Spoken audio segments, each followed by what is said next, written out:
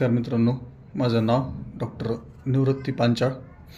आपण आज एका रेअर कंडिशनबद्दल बोलणार आहोत. आजची जी कंडिशन आहे अंजना बेलोसा हिमोरॅजिका. ही जी कंडिशन आहे ती अचानकपणे पेशंटमध्ये निर्माण होते. आता ही कुठे होते तर ही होते आपल्या तोंडाच्या आजूबाजूला, म्हणजे आतमधून जो भाग आहे तर आतमधल्या भागाला ही कंडिशन निर्माण होते. आता ही कंडिशन नेमकी काय आहे त्याला शॉर्ट फॉर्ममध्ये ABH असं म्हणतात, अंजना बेलोसा हिमोरॅजिका. आपण समजून घेऊयात.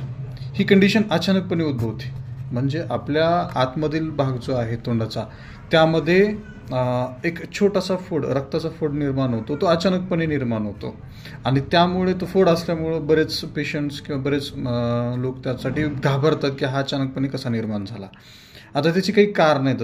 तुम्हाला दिसत असेल स्क्रीनवरती, तुझा फोटो वगैरे दिसेल तुम्हाला. तर या प्रकारचा तो फोड आहे आणि तो नॉर्मली तो पेनलेस असतो, म्हणजे तसं काही दुखणं वगैरे काही नसतं, फक्त तो गिळताना वगैरे त्रास करतो थोडासा. आता त्याची लक्षणं काय असतील सर्वात सुरुवातीला, तर तो जो फोड आहे तर तो अचानकपणे निर्माण होतो. अचानकपणे आल्यामुळं त्याच्यामध्ये थोडासा काळसर भाग तयार होतो आणि निळसर थोडासा जाणवतो. तो जिभेच्या वरच्या साईडला, जिभेवर किंवा आतमधल्या साईडला इथे एक बारीक बारीक फोड असतो एक नॉर्मली. आणि तो जो असतो तो कधी कधी काही पेशंटमध्ये तो जास्तीत जास्त त्रास करतो, कारण गिळण्यासाठी त्रास करतो. तो आधी एक छोटीशी साईज असते त्याची आणि त्याच्यानंतर तो हळूहळू वाढत जातो. वाढत गेल्यामुळं गिळण्यासाठी त्रास झाल्यामुळं तो थोडासा पेन करतो, तो थोडंसं दुःख निर्माण करतो. आता हा जो निर्माण होतो तो अचानकपणे निर्माण झाल्यामुळं बऱ्याच गैरसमज निर्माण होतात की तो कॅन्सरस नसेल का किंवा इतर काही कंडिशनमध्ये दुसरं काय असू शकतं का.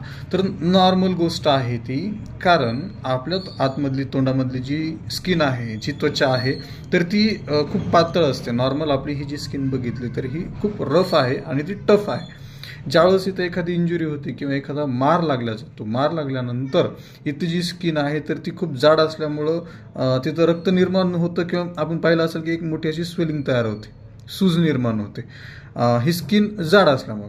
पण आतमधली जी त्वचा आहे, जर इथं काही लागलेलं असेल आतमधल्या त्वचेला तर ती खूप पातळ आहे आणि पातळ असल्यामुळं ती जी आहे तर ती स्किन काय म्हणता येईल, तिथं मोठी अशी स्वेलिंग निर्माण करू शकत नाही, सूज निर्माण करू शकत नाही. त्यामुळं जे रक्त आहे तर त्या स्किन, आतमधली जी त्वचा आहे त्याच्या स्किनच्या एकदम खालच्या बाजूला जो पातळ थर आहे त्याच्यावर जमा होतं आणि जमा झाल्यामुळं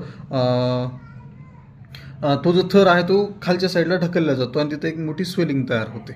आता त्याचं नेमकं कारण काय असू शकतं? ह्याचं कारण 2 ते 3 कारणं आहेत. नॉर्मल आहे ती गोष्ट एकदम, आणि ती लगेच येते आणि लगेच जाऊही शकते, किंवा 1-2 दिवस किंवा आरामात 7 ते 8 दिवसामध्ये तो कमी होऊ शकते. आता त्याचं कारण काय, सर्वात सुरुवातीला की त्याला काही आतमधल्या भागाला जर काही लागलं असेल म्हणजे काही इंजुरी झाली असेल, मार वगैरे लागला असेल, किंवा गिळताना एखाद्या दिवस असं काही अन्नाचा कण येतो की तो सॉफ्ट पॅलेटला म्हणजे वरच्या भागाला घासून चालतो किंवा जिभेला खूप जास्त प्रमाणात लागल्या जातं. ही पहिलं, म्हणजे कोणत्याही प्रकारची इजा जर झाली तर तो निर्माण होऊ शकतो. किंवा एखाद्या पेशंटमध्ये जर समजा तो डायबिटीज असेल, म्हणजे साखरेची जर बिमारी असेल, तर त्यांच्यामध्ये सुद्धा ही कंडिशन निर्माण होऊ शकते.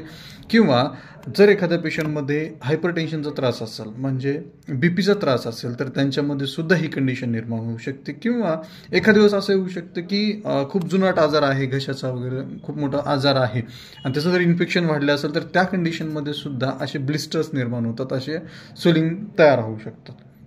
आता नेमकं ह्याच्यामध्ये करायचं काय?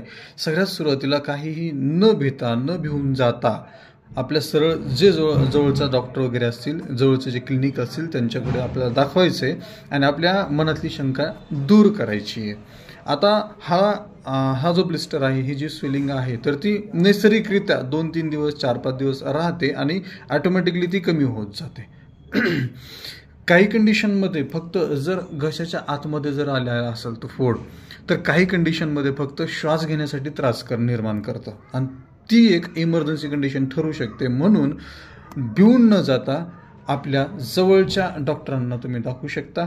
आणि जरी नाही दाखवलं तरी ही एक नॅचरल कंडिशन असल्यामुळे, नैसर्गिक ते एक शरीराचे प्रोटेक्शन करण्यासाठी, शरीराला काय म्हणता येईल, एक संरक्षण निर्माण करण्यासाठी ती एक शरीरानं चालवलेली एक प्रोसेस असते. आणि ती हळूहळू ती कंडिशन निघून जाते. तो जो फोड आहे तो नैसर्गिकरित्या फुटून जातो किंवा तो हळूहळू त्याची सूज कमी होऊन जाते. अशी जर कंडिशन आली तर कुठल्याही परिस्थितीत घाबरून जाऊ नका, काहीही होत नाही. आपल्या जवळच्या डॉक्टरांना तुम्ही दाखवा, ही कंडिशन व्यवस्थितरित्या ठीक होऊ शकते. धन्यवाद.